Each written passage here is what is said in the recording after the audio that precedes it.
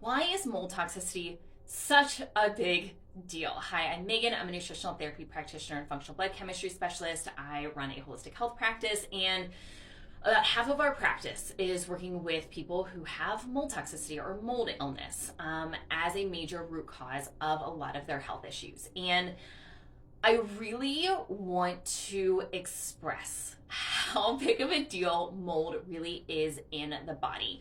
And it's so often missed, for sure, in Western medicine, but even in the holistic health world. And a lot of practitioners are not mold literate, are not trained in mold, and don't understand the full scope of mold, and also the full scope in helping someone heal from mold. So I just want to go over a few really big highlights of ways that mold really impacts the body when it's in our body.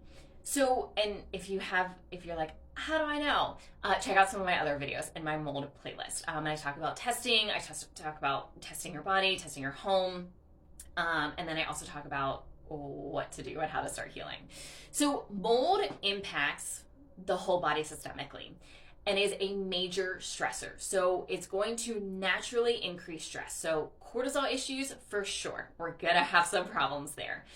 Overall stress is just going to be an issue. You might feel extra anxiety, and there's also some other reasons why. The anxiety may be very real for you if you have mold toxicity issues, but overall stress is going to increase. You're going to feel oftentimes a general sense of unrest and unsettledness inside of your body. It's also going to decrease your stomach acid levels, partly because of the stress, also partly because of nutrient deficiencies.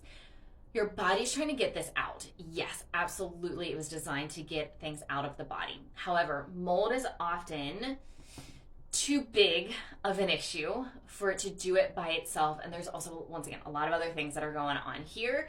And so for some people, they can. For others, they can't. And they need additional support in this process. So nutrient deficiencies, lowered stomach acid levels, which all of those plus the actual mold inside of the body are going to feed gut overgrowth issues. This can often look like bacteria, yeast, fungus, and parasites, all of them.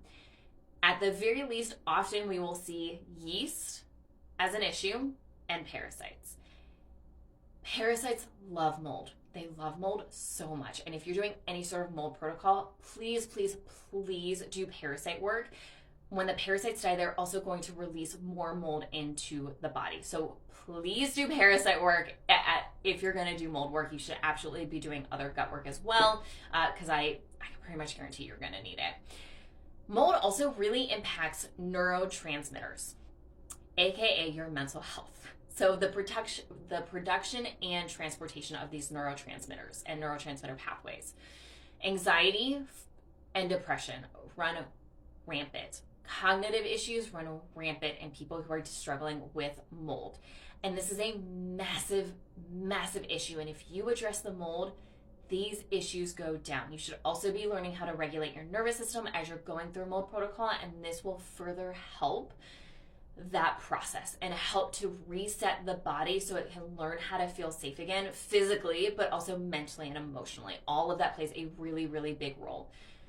It's going to impact oftentimes your skin. And for some people, this is acne. For some people, this is rashes, hives, eczema, psoriasis. It can also impact a lot of your allergies, sinuses, nasal passages. So a lot of congestion is often common, sinus pressure, sinus headaches, all of that. It's also going to impact hormones, your sex hormones, your thyroid hormones, your stress hormones.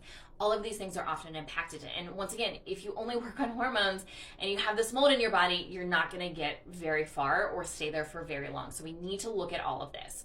So and I'll say last but not least, let me actually go two other ways. So the next one is blood sugar regulation. This is a really common sign. We'll see this on blood work, and that you could be eating perfectly, but you're going to have some weird blood sugar markers. The other thing is cholesterol markers are often going to be very skewed, trending high and or low. It really depends on the person.